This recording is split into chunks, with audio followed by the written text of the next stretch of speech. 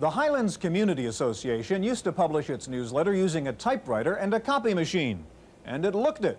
Nowadays, they're using an Apple Macintosh, a laser writer, and their newsletter looks a lot better. Indeed, nowadays, organizations from PTAs to Fortune 500 companies are turning to desktop publishing. And today, we're going to begin a special two-part look at desktop publishing on this edition of the Computer Chronicles.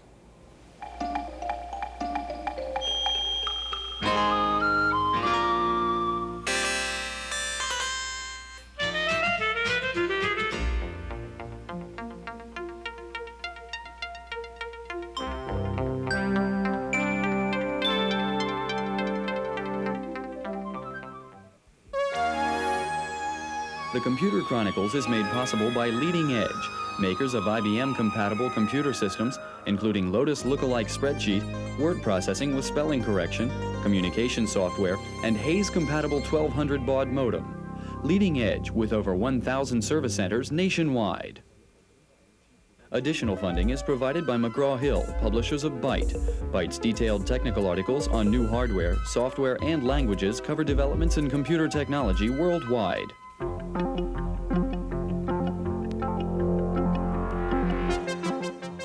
Welcome to the Computer Chronicles. I'm Stuart Chaffee, and this is Gary Kildall. Gary, this is not the most earth-shattering example of desktop publishing, but a pretty interesting one nevertheless, showing how you can take complex graphics, merge them with text, and if you have a laser printer, come up with some pretty spiffy-looking output like that. We're looking at this software package called ComicWorks on a Macintosh, and of course many people say it was desktop publishing that made or perhaps even saved the Mac. Well, Stuart, you know, an IBM PC comes standard with character-only display, and it's only been recently that we've moved toward the CGA and EGA standards. But for desktop publishing, you really have to have high-resolution display. Monochrome is okay. You don't really need to have color. You take the Mac, it's got a mouse. You can point a picture, move it around. It makes it really ideal for desktop publishing. Gary, today we're going to take a look at the Macintosh side of desktop publishing. We'll see the newest version of one of the major software packages for doing publishing on the Mac, Ready, Set, Go. We'll learn everything you ever wanted to know about fonts. We'll see an 8.5 by 11-inch display for the Mac, just right for publishing applications. And we'll meet the man who more or less created the field with a product called PageMaker. One effect of desktop publishing has been the creation of a whole new cottage industry. And we're going to start out today by taking a look at one DTP entrepreneur in Oakland, California. The successful wedding of computers, lasers, and printers is on the verge of transforming traditional publishing and printing at every level.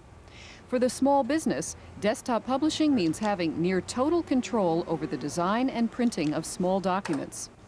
At Highlights Electronic Publishing Company in Oakland, California, George Poor combines electronic communications with desktop printing to provide a complete, self-contained newsletter publishing service. His clients span the globe, from a local nursing association to trans-Pacific teleconferences. Desktop publishing has created a new category of printing professionals. George can take an unproofed memo from halfway around the world, strip off the original formatting, and clean up the document like an ordinary word processing job. Next, using a page composition program like PageMaker, he composes the layout of the document, from text to titles to graphics, all on his Macintosh. The final step is the printing, usually done on the spot with a laser writer. While the impact of electronic publishing has just begun in the professional world, it's easy to see its appeal to individual publishers. It's relatively inexpensive and fast. It uses common hardware. The print quality, while not yet up to photo typesetting, is fine for smaller jobs. But best of all, desktop publishing puts the power of the printed word within the reach of everyone.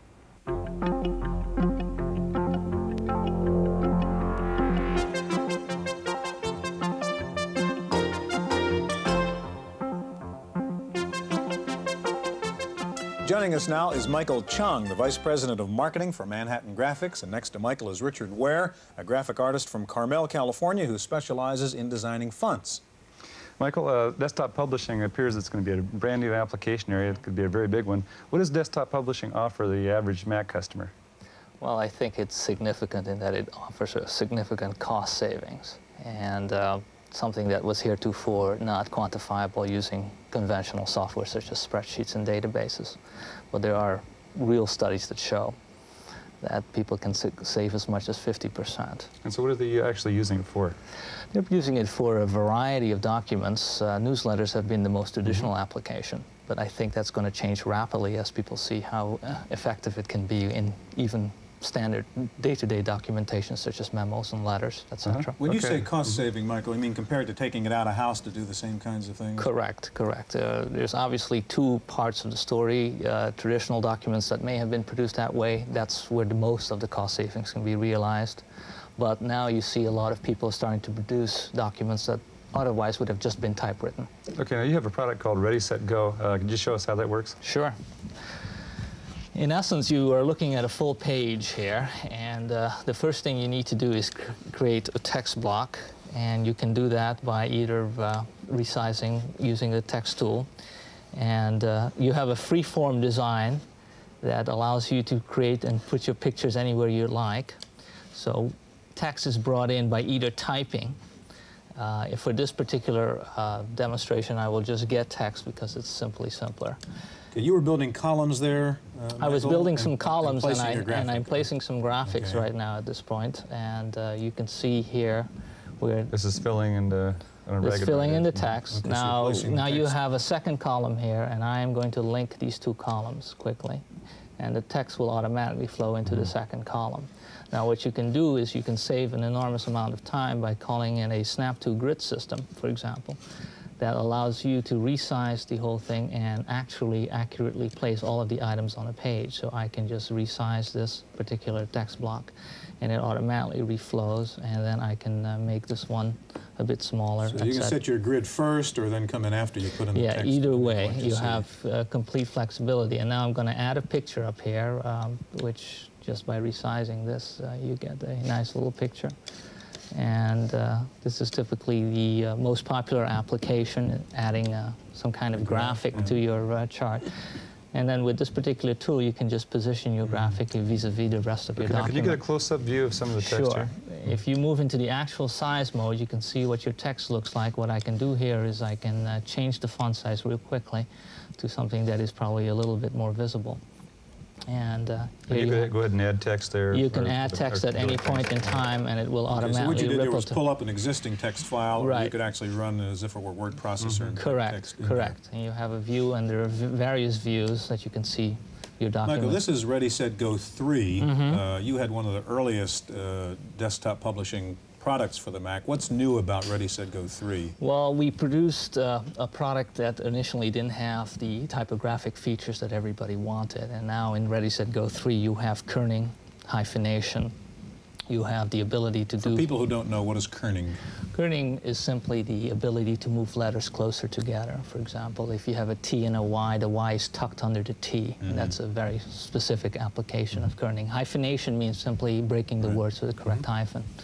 And those are the typical, some of the more powerful features. Could you show us the end result? We've got a laser writer behind you there, and, sure. and what would the output look like? This is one of a sample that would have been created given a little more time, and certainly not much more effort. I want to get to fonts and Richard now. If you can get out of your program and we can get to something called Fontographer.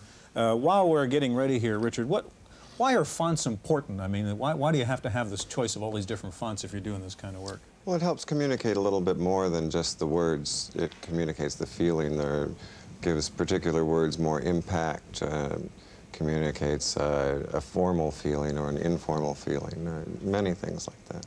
Now, you're a user, really, and a designer of fonts, and you're working with a program called Fontographer, and I want you to show us how, as an artist, you can create a new font using a piece of software like that. Okay. It'll be up in just a moment. And with Fontographer, you create the outline of the font and the outline description, which is then turned into the PostScript printer language. And then this outline of each character can be scaled to any size. So you're really making custom fonts here, not buying an existing font package. I'm making the fonts from the ground up, yes. And then we sell the packages. Show us what you're doing. So let's look at the character here. Well, first, this main grid shows all the possible character locations. You can put whatever actually you want in them. And this is some just sort of stock starting generic font of some sort? This is the system font. Okay. It's built into the Macintosh, and it covers fairly complete character set. There are more diacritical characters. Okay, so you've pulled, say, a B out of that. So this B has the 3 different types of points which you use to create the paths. You can zoom in. There are about 4 levels of zoom in Fontographer. This is a corner point for obvious reasons. This is a tangent point where you're going from a straight line into a curve. To make it clear, you're zoomed in real tight on the B right now. Right. And that's the top curve of the B, okay. There you go. And then the tangent going into a curve. Here's a curve point, and each point has a pair of Bezier control points, which can alter the character of the curve very easily and in many different ways. It's a very flexible drawing tool, basically. Richard, what do you look for when you're designing a font? How do you make it all look the same, same style?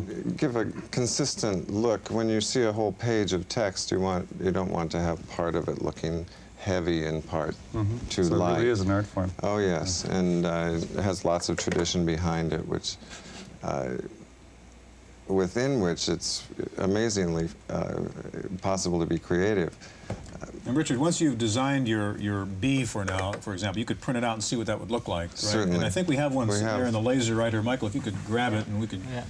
Okay, so that's one B that you had designed there.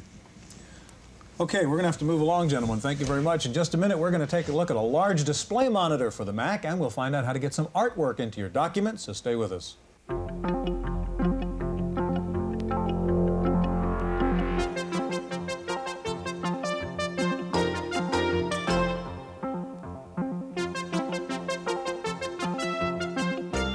Joining us now in the studio is Michael Boych, the president of Radius Incorporated, and sitting next to Michael is Randy Kincaid, manager of desktop publishing for Dynamic Graphics, Inc.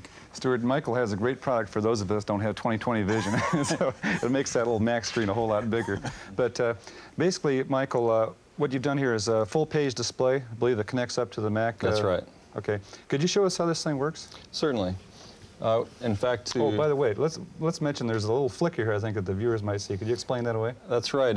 We really dislike flicker at Radius, and in fact, we went to great pains to increase the refresh rate of the screen, that is, the number of times the entire screen is drawn from 60 to 67.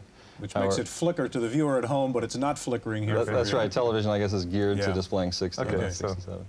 Let's take a look at how this works. Okay. Well, we're in a word processor called Right Now that I've chosen to demo our hardware with. And to begin things, I've actually got a Right Now document on the Macintosh display. So this is, in fact, what a typical Macintosh user will see. Which is a piece of a page. That's right. It's about a little over a third of a page, in fact.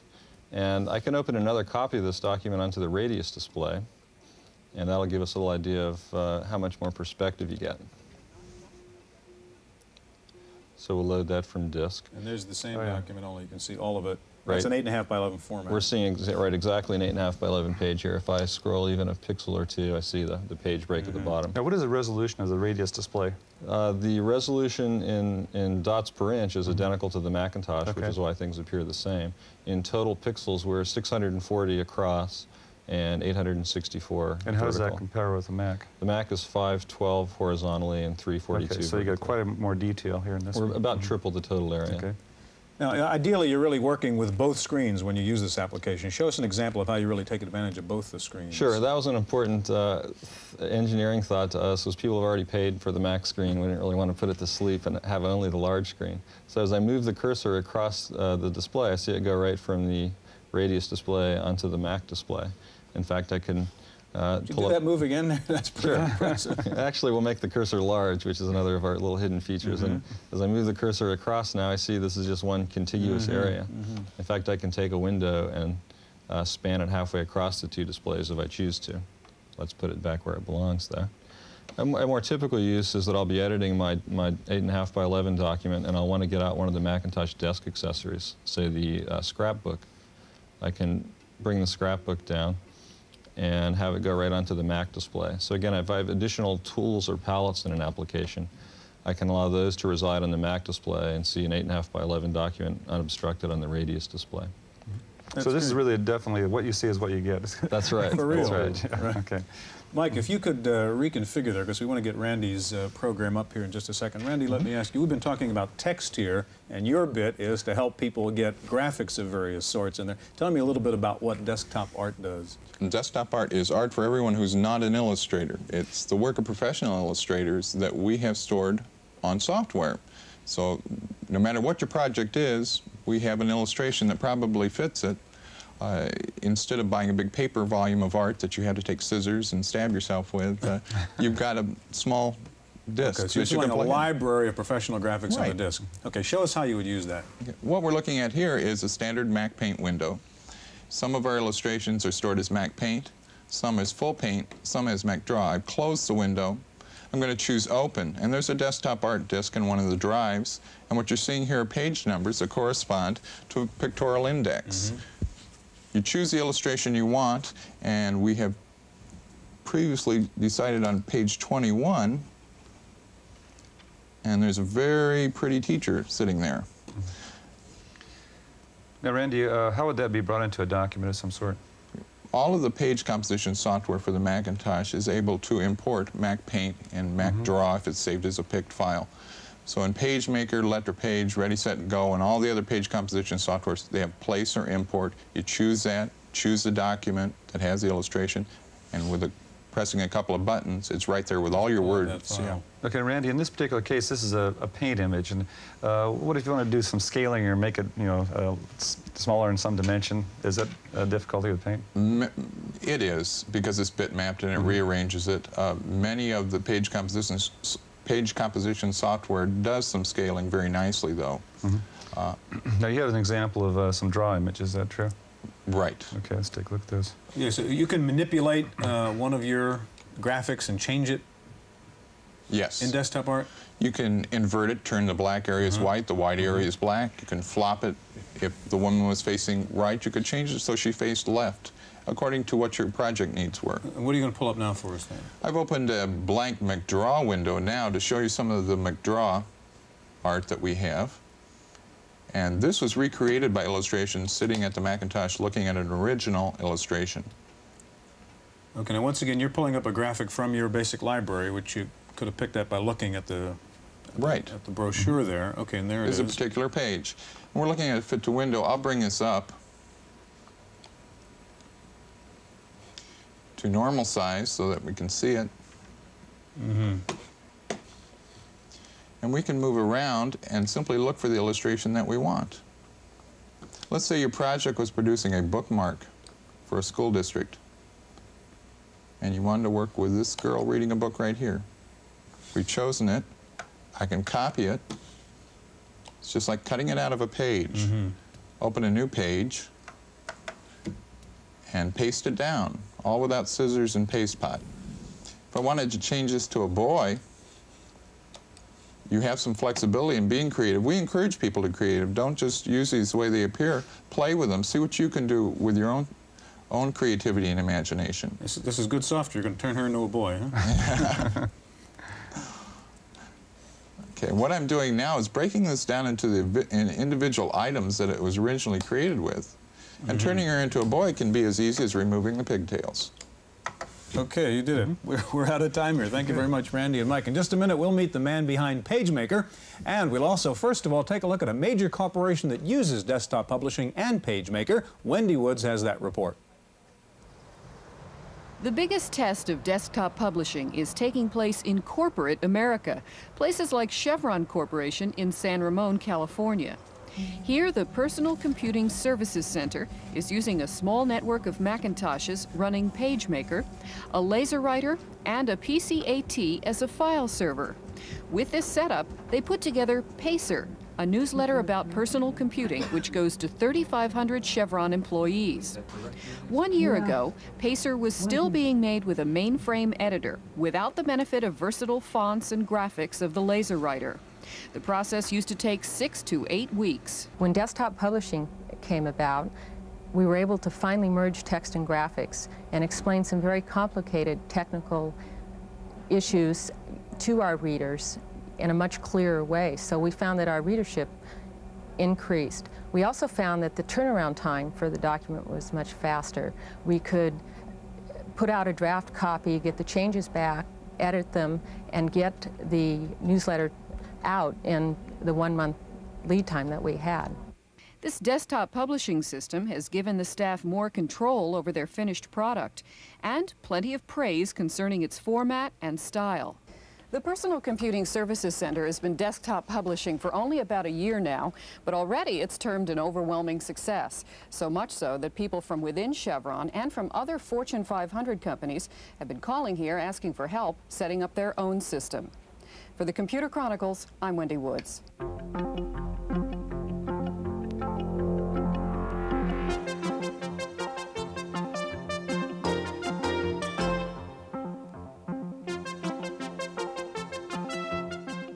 And with us now in the studio is Paul Brainerd, the president of Aldus Corporation, the man who invented the word desktop publishing, and the guy who also brought us the product PageMaker. Gary?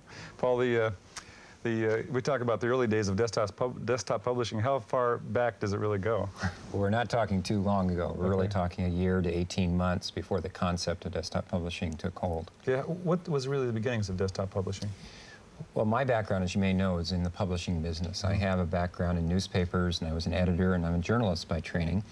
And what I saw in our company was that we could take a microcomputer and laser printing technology and combine it with software like PageMaker and be able to produce a solution for people that wouldn't have had access to these tools before, to produce high-quality printed communication in the office. Do you think that desktop publishing is really a replacement for, let's say, manual typesetting, or is it really a replacement for a typewriter? Well, it's both, and that's the interesting thing. It really expands both ends of it. When I define desktop publishing, it's where you want a more professional-looking result than what your word processor can give you, perhaps short of what you'd need to produce a book, a newspaper, or a magazine, but it's everything in between, and it turns out there's a whole lot of things in between those two extremes. Yeah. Paul, I think at the recent desktop publishing conference, I guess it was Steve Jobs who said this is an industry which will cease to exist because it's just simply going to become one big fancy word processor. Do you think that'll happen? Not necessarily. I think in the long term, yes, that word processing will fully integrate text and graphics, and that'll become the expectation of everyone that uses computers as tools. But there's going to be a wide range of products that suit different people's needs, and not everyone needs to integrate text and graphics. What's missing in current desktop publishing packages? What are people asking for? They're asking for lots of things. We put together a list the other day of our end user requests, and there were 270 requests on the list. They want more typographic capabilities, things like hyphenation support, kerning, which is moving characters close together, greater number of pages, longer technical manuals, larger paper sizes, you name it, they want it. Paul, you have put new features into a new release of PageMaker. Yes. What have you added? How is it better? Our Macintosh 2.0 version covers just some of those exact things: automatic hyphenation, greater typographic quality, and larger document support, along with about 15 other features. Paul, thank you very much, and we're going to see you again next week as we take a look at desktop publishing in the world of MS-DOS, so make sure you join us again. Right now, we'll be back in just a minute with this week's Computer News.